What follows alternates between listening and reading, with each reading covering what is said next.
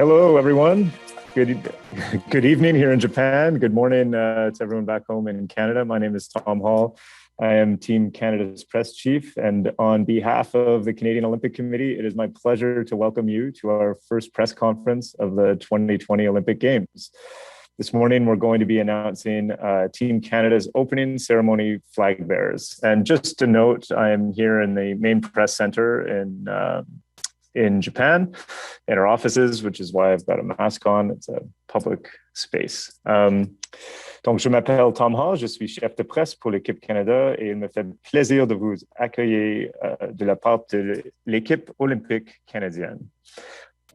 Before I begin, I'd just like to acknowledge that our offices back home are on the traditional treaty and unceded territories that are part of Turtle Island. This land has been home to generations of Indigenous peoples, many of whom still call this land home today. We recognize that this is colonized land and that we have a responsibility to honor and recognize its first peoples. We recognize that part of our journey is taking an active role in learning about Indigenous histories on these lands and to understand the role we can take in reconciliation as we move forward.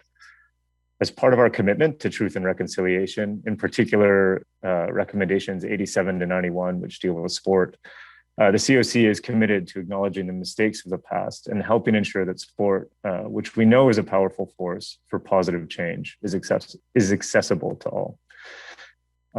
Also, I just saw this evening that CBC will be streaming the opening ceremonies that we're talking about right now in 8 Indigenous languages. So kudos to CBC for that. And thank you to the CBC for helping us host tonight.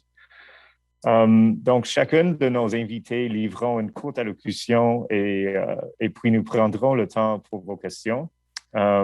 Following the short formal remarks, we will open the floor up for a Q&A. We will ask that you use the chat feature or raise your hand. If anyone has any questions, of course, for how things will work, same format, chat or raise your hand, please. Note that Eric Miles, the Chief Sport Officer for Team Canada, sends his regrets. He had to prioritize preparing a large influx of athletes this evening and throughout tomorrow. But joining us today are la chef de mission d'équipe Canada, Team Canada chef de mission, 3-time Olympic champion Marnie McBean, and of course, les porte-drapeaux d'équipe Canada 2020, Team Canada's opening ceremony flag bearers, whom you will meet very soon. But first, a brief recorded message from Canada's Prime Minister. Écoutons ce court message du Premier ministre du Canada. Hello, everyone. Bonjour à tous. Tokyo 2020, now just a few days away, will be unlike any Olympic Games that have come before. Nous nous attendons à une célébration sportive à Tokyo qui ne ressemblera pas à celle du passé, mais qui nous inspirera tout de même. These Games will be a celebration not only of the accomplishments of our athletes, but of the collective resilience and focus it has taken all of us to navigate the challenges of the pandemic. My friends, we know sport builds communities and contributes to keeping us healthy, and these Olympic Games will serve to remind us of the power that sport can have in our lives. Comme tous les Canadiens et Canadiennes, je ressens une énorme fierté quand je vois nos athlètes représenter notre pays, et comme vous, j'ai hâte de voir l'équipe Canada en action au cours des prochains jours. Seeing the maple leaf flag and the Canadian delegation during the opening and closing ceremonies always gives me goosebumps and fills me with pride. That's why I'm thrilled to announce that the Tokyo 2020 opening ceremony flag bearers are Miranda Ayam and Nathan Hirayama. Miranda and Nathan are leaders on their respective women's basketball and men's rugby teams. They embody the resilience, perseverance, and excellence of Team Canada. Bravo Miranda et Nathan. Je vous souhaite à vous et à toute l'équipe Canada tout le succès à Tokyo. Best of luck in Tokyo. We'll all be cheering you on. Thank you to the Prime Minister for joining us in that celebration and preparing that video for us. OK, débutons maintenant avec le chef de mission, 3-time Olympic champion, Marnie McBean. Merci, Tom. Je suis très fier d'être ici pour cette annonce. Like, how exciting is this? Oh my God, we're getting going. You know, at 4 years, an average Olympic campaign is arduous. At 5 years, it's Herculean. Later on, the restrictions of a pandemic, and this campaign would have been impossible without the support of a strong and united team. 16 months ago, when Canadian athletes, like all Canadians, came home to protect our communities, we needed our teams and our team leaders more than ever. We are all Team Canada. As our Olympic teams gather here in Tokyo, I am filled with an incredible sense of pride. The character of our athletes has been everything we could hope for in role models. They have been advocates and ambassadors, caring for their community and their team while relentlessly believing in big goals. They gather here in Tokyo stronger and faster than ever. Our delegation of 370 with a Canadian record-breaking 8 teams qualified is our biggest since 1984. Selecting our flag bearer wasn't about looking for our brightest star power. It was about reflecting the brilliance and the character of the whole team.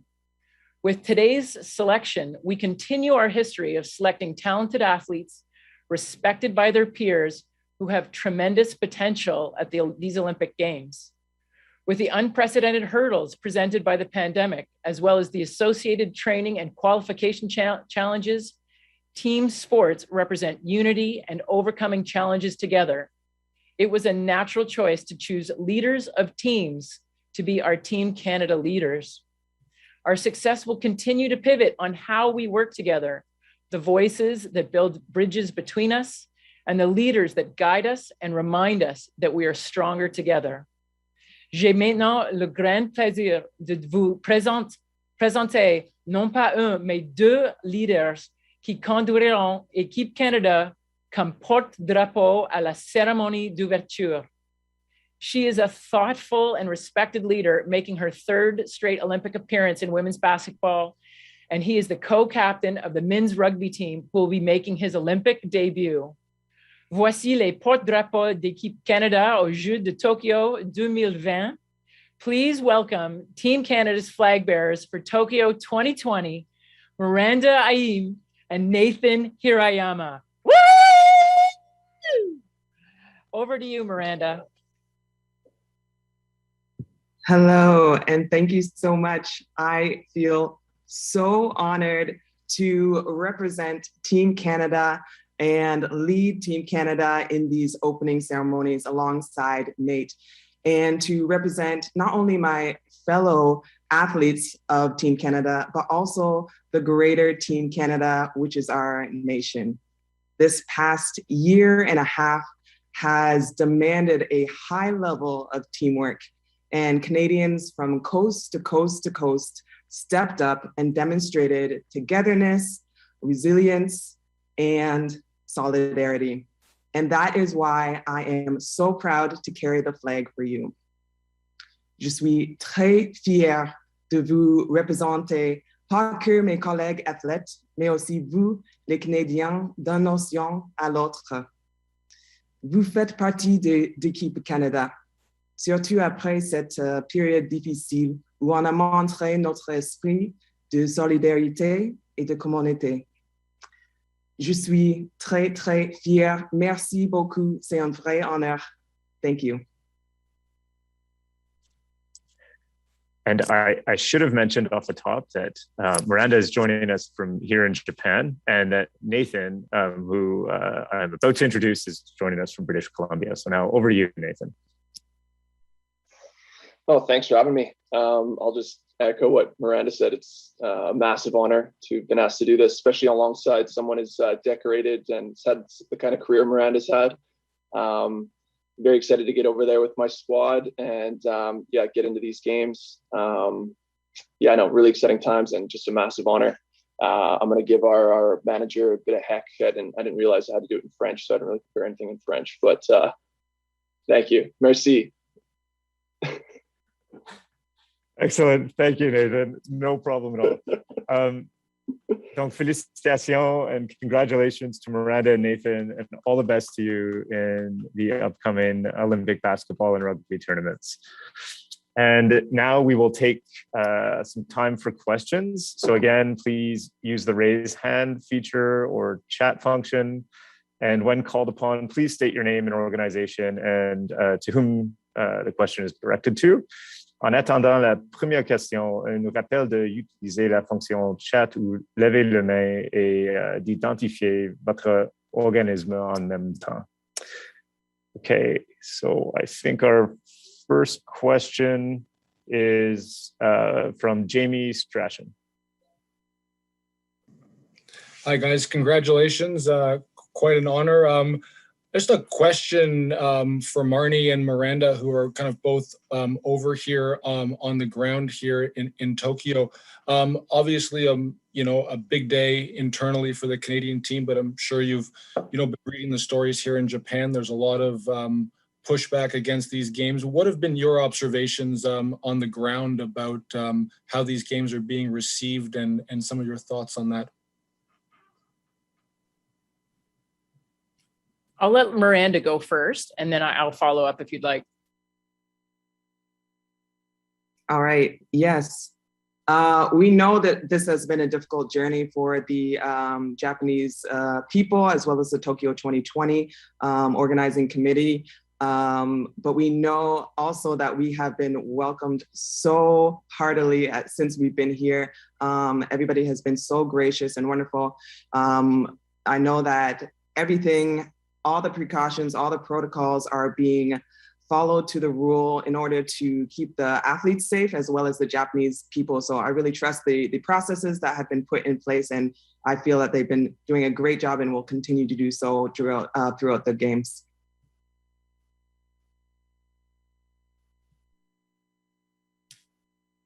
Yeah, Jamie, I'll just, I'll be saying the same thing, actually. We are so grateful to the people of Tokyo. We know that's been a very challenging year to prepare these games, but the experiences that our teams have had out in the community, our rowing team, our softball team, they've come back with, and they were outside of the village, and now they've moved into the village. They've had nothing but wonderful things to say about their hosts. The protocols, coming through the airport, there is, it's slow, but those are critical processes. And I think what we have been experiencing is nothing but, what we have been experiencing is a generosity and an effort to make these games safe and very successful. Excellent. Thank you both. To Curtis Withers, please. Hi, Curtis Withers, Canadian Press. This question is for Marnie. Can you tell me what the sort of parade of nations will look like in the opening ceremony? Who will get to march in that? And will you have any sort of directives for the athletes outside of what local health authorities are mandating? Well, we've already been seeing the protocols inside the village, restrictive. But with respect to the opening ceremony and the Parade of Nations, we have left attendance up to the teams. And so the teams are making their own decision. One of the protocols that are unique to these games is that it will be athletes only marching. So there won't be any of the support staff. Sometimes we have some of the medical practitioners who get to join the athletes because, as is the case, not all of Team Canada will be in Tokyo for the opening ceremony. And again, another protocol dictates that, athletes can't come in until 5 days before their competition. So we have a smaller population who is even here and available to go into the opening ceremony. So there will be a presence of Team Canada. It will look smaller than normal, but it will be a concentrated group of athletes and who are looking to have a good time. But at the same time, the decision to go opening ceremony for every Olympic Games, it's never been about whether you'd like to go to the opening ceremony. It's whether or not it's a performance decision to go to the games. And certainly in this pandemic, that has been an added layer to that decision-making. Excellent. Thanks, Marnie. Jeremy Freeborn. Right. Are you folks able to hear me at all? Yes. You can? Okay, terrific. I just have one quick question for each of you, Miranda and Nathan. Question for Nathan first. This will be the first time that Canada is going to be in the Olympics in men's rugby. How meaningful is it for you to be a part of history? Oh yeah, it's extremely meaningful for the whole team, especially after having failed to qualify 5 years ago. I know with that group, it was something we all really wanted to do and be at Rio. But yeah, having gone through that and put in the work over the last 5 years to get to Tokyo here with this group of people is really special and something we're really excited about. Yeah, we just can't wait to get on the airplane and get over there. Thanks so much. And once again, my name is Jeremy Freeborn with Canada's Sports Scene, CanadianSportsScene.com. And one quick question for you, Miranda. The last two Olympic Games, the team has got to the quarterfinals. Now the focus is going to be probably to get to the semifinals. What is it going to take for you to get to the Final Four? Yeah, it's definitely been a building process for us. We've worked long and hard to get to this moment right now. To have qualified for 3 straight Olympics is huge for us for basketball. So we've been building on each of our successes and failures over the past 10 years, more than that now. But yeah, for us, we're not trying to look too far into the future because basketball is one game by game, like any sport. Our first mission is our first game versus Serbia on the 26th. And then we will tackle each challenge as it comes. That's the important thing for us to stay focused and dialed in because we can't project too far into the future. So we're going to take care of those small details that we need to take care of, do all the homework that we need to do on our opponents and show up and play. Thanks so much, and best of luck to both of you. Thanks, Jeremy. Thank you. Thank you, Jeremy. Over to Wes Gilbertson. Thanks. Congratulations, Miranda and Nathan. If you wouldn't mind just both answering this, I'm curious, with Team Canada having never had team sport athletes lead the team into the opening ceremonies before, this probably wasn't necessarily on your radar. I'm just curious about that initial reaction when you get the news that Team Canada would like to have you lead them into the opening ceremonies. What kind of goes through your mind? What's the reaction in that moment? Go for it, Miranda. Yeah, I'll go first. In a word, shock. I was definitely very surprised, and I chatted with Nate via WhatsApp, and I believe his sentiments were similar. We definitely recognize that team sports are usually not selected for this role, and like Marnie mentioned, I think it's a perfect opportunity, and it's a beautiful image of what we've gone through this past year and a half. Team sport is a whole different beast. There's so many things going on, for sure, the high performance component, but as well, the working together as a team, dealing with all sorts of different undercurrents and context and personalities. And I think that's what we all recognize on a day-to-day basis, whether you're at home or in the business world or wherever you are, we all deal with that. So I think that reflects the general population of Canada, and I think it's a really beautiful image.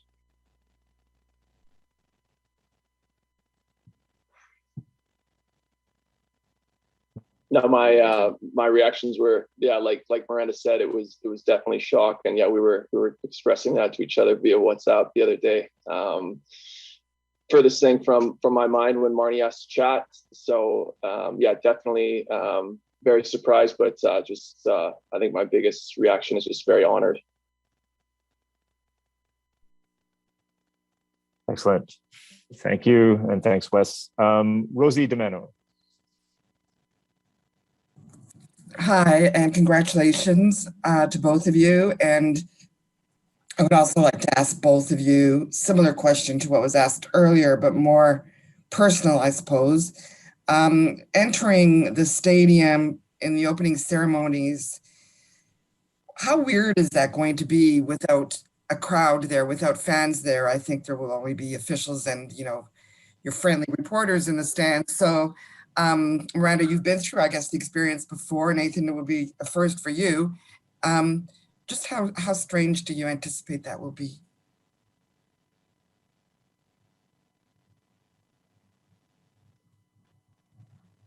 Well, I guess I think Miranda would. Sorry. Oh, sorry about that. Why don't we go with Nathan first this time? Yes. Yeah, I'm assuming. Yeah, I'm sure it will be. It will be a different opening ceremonies, especially for those who've been to prior games like Miranda and some of her teammates. But I still think it's going to be such a special event, signifying the beginning of something that's been in doubt over the last 16 or last year or so. Yeah, it's just going to be a really special occasion for all the athletes, just to signify the beginning of this amazing event. So I think it's going to just be like a really exciting time. Thank you. Miranda? Nate said it beautifully.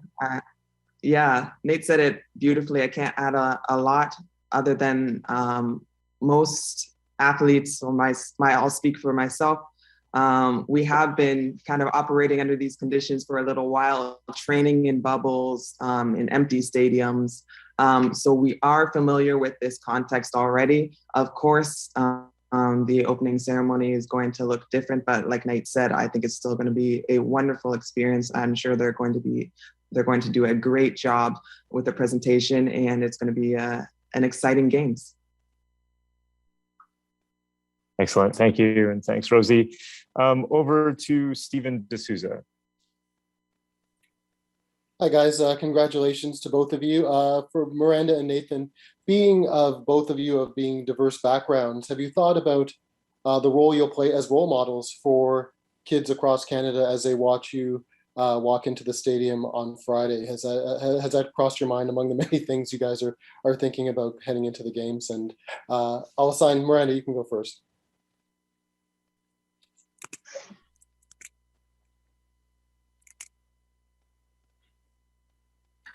I swung my mouse around a little bit too hard there. Yes, definitely. I think as soon as you become a professional athlete and you represent Canada on a stage, you know immediately that you have become a role model to young and old alike. So that's constantly something that's on my mind. And I do recognize also that representation matters. So if someone is looking up to me and feels like their dreams are more attainable because of myself or Nate or any of my teammates out there, I think that is just a net win for sure. I think it's going to be incredible. So very, very honored to walk beside Nate for this. And I feel the exact same way. No, it's something that's not taken lightly. It's a massive honor. And I think, like Miranda said, I think all the athletes here understand that, we have a responsibility as role models. I don't think it's something anyone takes lightly. Thank you very much. Excellent. Thank you. Grace Lee. Hi, congratulations to our two flag bearers. This is Grace Lee from CTV News. My question is for the two of you. There are already positive COVID cases in the Athletes Village, which was billed to be the safest place in Tokyo. We're just wondering, as athletes, as Canadian athletes, do you feel safe going there right now?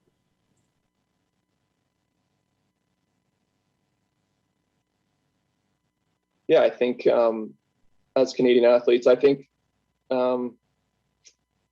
we just trust the protocols set in place. I think for most of the teams heading to Tokyo, these protocols probably aren't something that's too new to them. I know with our team, we do COVID check-ins and protocols, and it's just something we've been living for the last year or so. So I don't think it's a foreign feeling going into the games, although it'll be different. I do think we trust the protocols here, and I trust that the protocols at the Athletes Village and in Tokyo will be the same.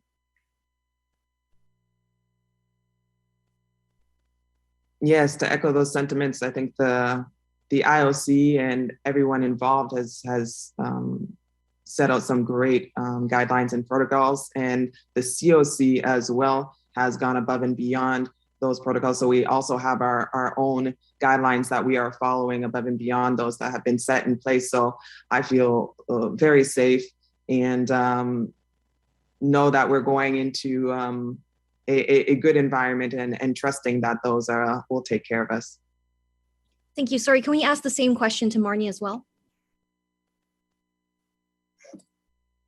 Yeah, thank you, Grace. I'm so proud of these two athletes. Neither one of them are in the village, and they haven't arrived like in our hub yet, and yet they already intuitively know that the protocols and those positive tests in the village that you referred to are showing that the system is working. People are getting tested daily, and that allows all the different national sports organizations to respond instantly and to quarantine and isolate until like we determine what's going on. So like the two of them both said, it's a operation and a system that they've been working in for about over a year. And they're familiar with it, as are like all the athletes that are coming into the village. It's pretty common to see people like spitting into a little test tube, and just everyone's got a mask on. People are running and exercising in a socially distanced way. But exercising, it's almost 40 degrees out there, and people have masks on their face. And the system is set up, and the testing is set up to make sure that any issues get flagged and dealt with immediately. Thank you so much. Excellent. Thank you, Grace. Over to Eduardo Harari. Thank you very much. My name is Eduardo Harari from La Portada, Canada, and Spanglish Sports World here in Toronto. My question is for both of the athletes, especially Miranda. The first one goes to you with regards to the training that you guys have been doing in Kiraya, how that has been, and how does the aspect of not having fans in the stands during the games, will that create a little bit of a favorable atmosphere for you guys when you play the big teams as well? And for Nathan, being the first time that you guys are going to represent Canada in rugby is a sport that has been grabbing a lot of attention as of late. And how does that aspect favor Canada going into the tournament?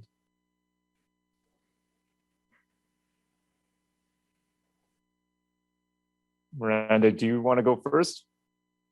Sure, I will.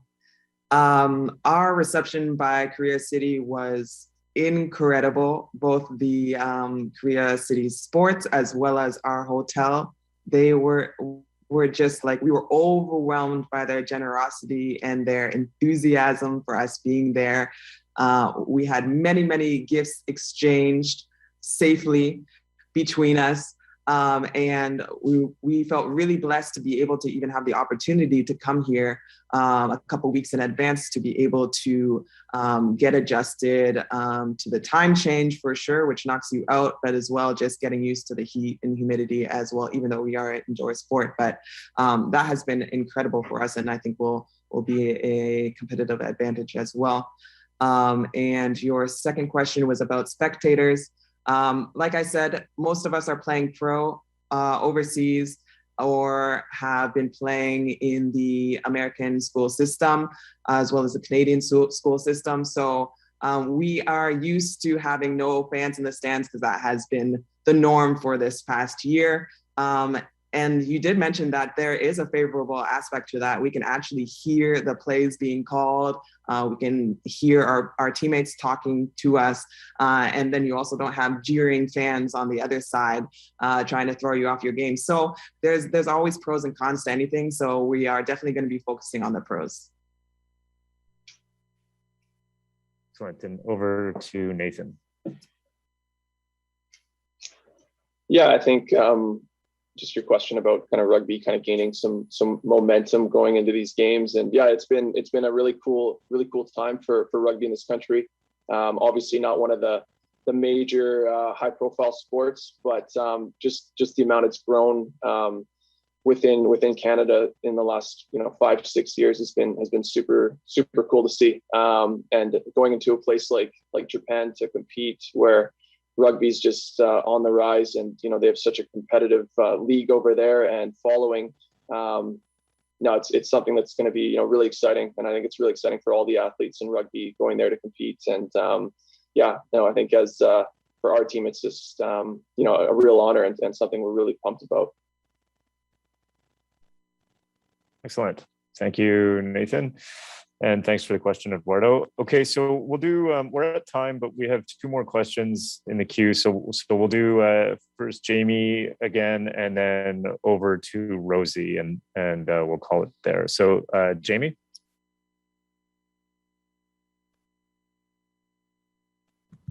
You know what? I think it was supposed to be Devin Haru from CBC. It's good to see all of you.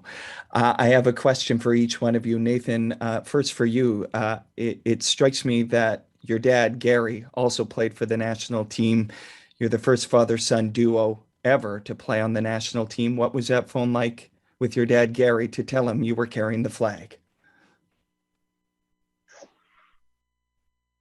Oh, it was really cool calling him and my mom to tell them that I was selected for this. I think their reactions were similar to mine, kind of very surprised and shocked, but also very supportive. And hopefully it's something that they're proud of. And I think it'll be just a special time for my whole family.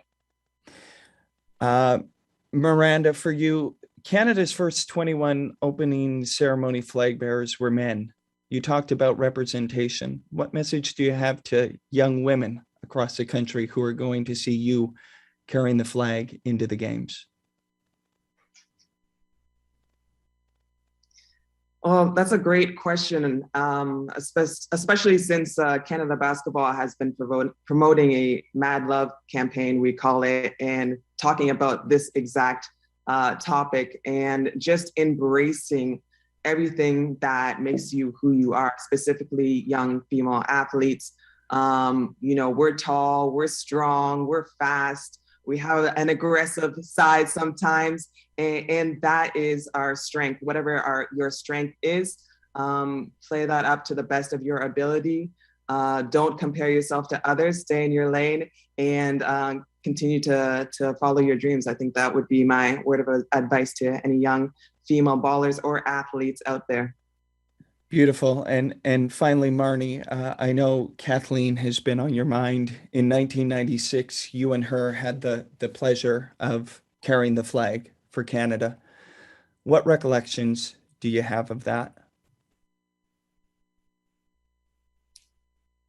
Thanks for the tears, Devin. It is actually a great question, because Kathleen and I carried it together.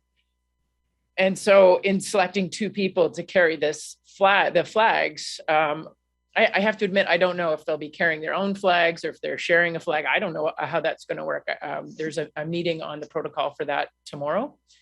But I remember that Kathleen and I weren't isolated. We had a wingman with us as we walked through that. And I'm really happy for Miranda and Nathan that then when they go through and they'll be sharing this, they will be increasing the oral history of that moment for them, and they will be able to always share about the little details which lead to the other little details, which they just always snowballs and makes it bigger. So for sure, I'm thinking a lot about Kathleen these days.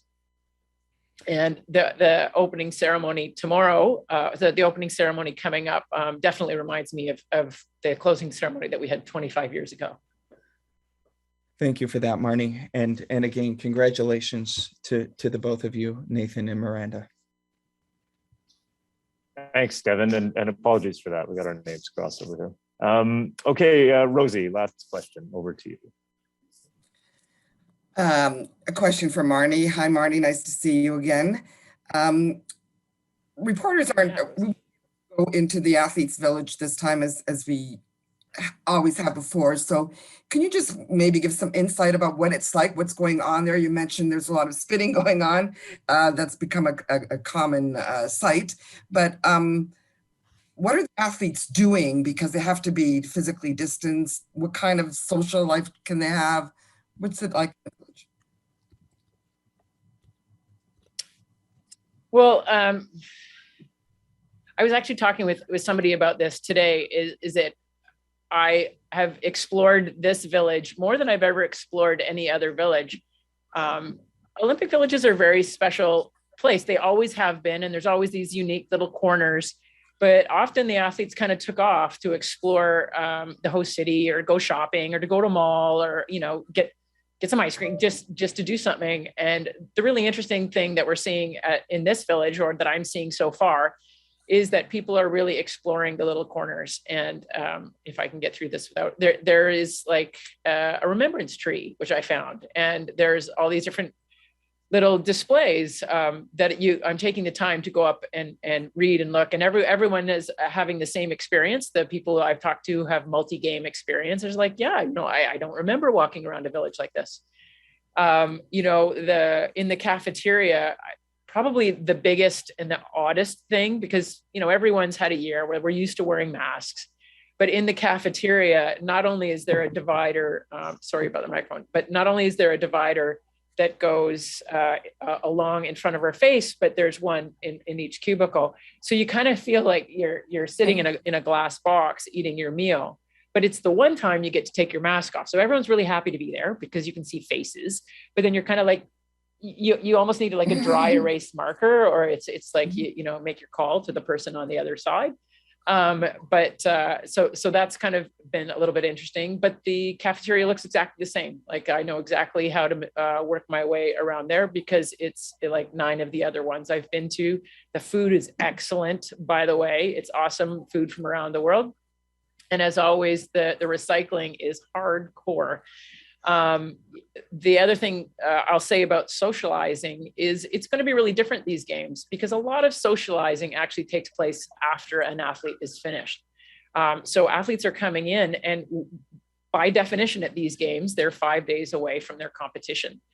So they're very focused on what is almost always very important workouts, final prep workouts that they're going through their process. So while they walk around a little bit in the evening, there's a lot of people going on, and they're really focused on the rest, the recovery, and they've got those pre-games jitters. And then there won't be that type of like hangout, like socializing after, because the IOC rules are departure 48 hours after. And as Miranda mentions, we have a higher level, and the COC is targeting more of a 24-hour departure. It's just easier for everyone. You know, how do you not celebrate? So we're like, go home and you know, if you're double vaxxed, you'll be celebrating with your family very quickly. Thank you. Excellent. Thanks, Marnie, and congratulations once again, Miranda and Nathan. This is super exciting. And thank you to everyone who joined us tonight. Merci tout le monde. And that is it. We are closing. So for those of you in Tokyo, have a good night. And for those of you back home, have an excellent day. Thank you. Bye.